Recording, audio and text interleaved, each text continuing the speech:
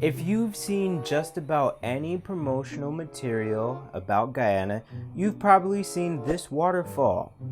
This giant waterfall is located on the Potaro River in Kaieteur National Park, and since it was first viewed by Western eyes in the 19th century, it has attracted thousands, including myself, to visit. But what if I tell you that everyone, I mean from like government, tourists, just everybody has been getting its name wrong? And even crazier yet, what if I tell you that the story behind its name either comes from a story of an act of beautiful self-sacrifice or the story of a set of people who just wanted to kill an old man? Cue title sequence. Greetings fam, and welcome to another edition of For The Culture.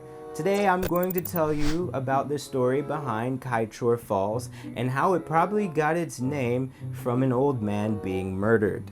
But before we get to that, be sure to hit that subscribe button and also hit that yellow bell so you can get notifications whenever we have any new updates. Standing at 741 feet, Kaieteur is roughly 4 times larger than Niagara Falls, and it also has the distinction of being the largest single drop waterfall in the world. And because of the sheer volume of water flowing over the falls, it is also considered one of the most powerful waterfalls in the world, with 23,400 cubic feet per second of water flowing through the falls. So clearly, it's a really big deal. And I can even personally attest to this, having visited the site, that it's very beautiful, it's awe-inspiring, and it's definitely worth the trip.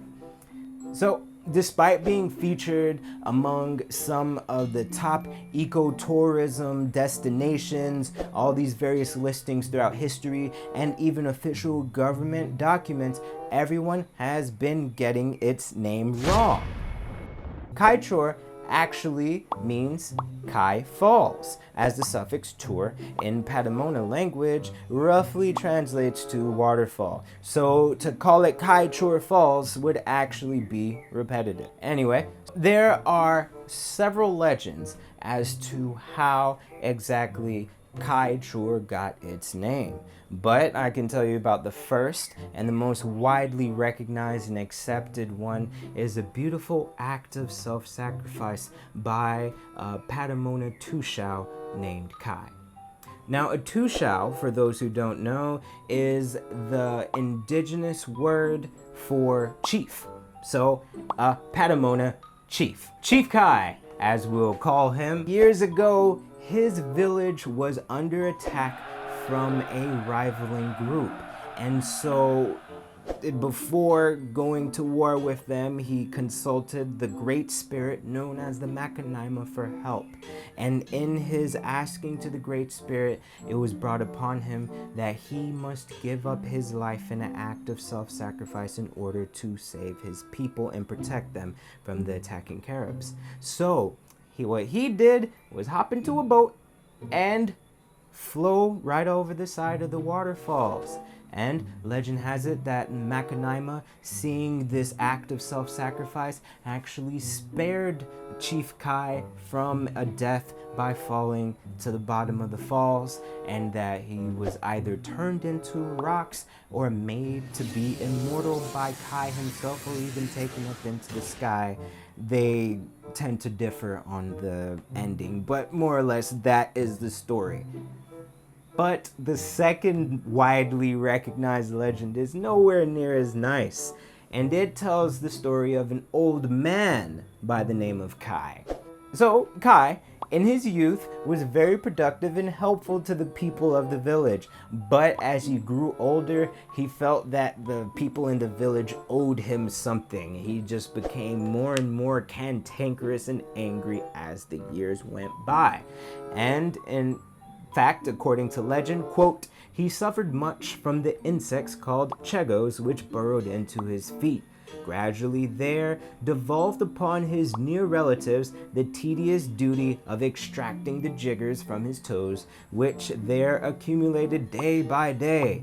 These duties becoming irksome at last, it was arranged that the old man should be assisted on his way to his long home, that spirit home land lying 2 days' journey beyond the setting sun.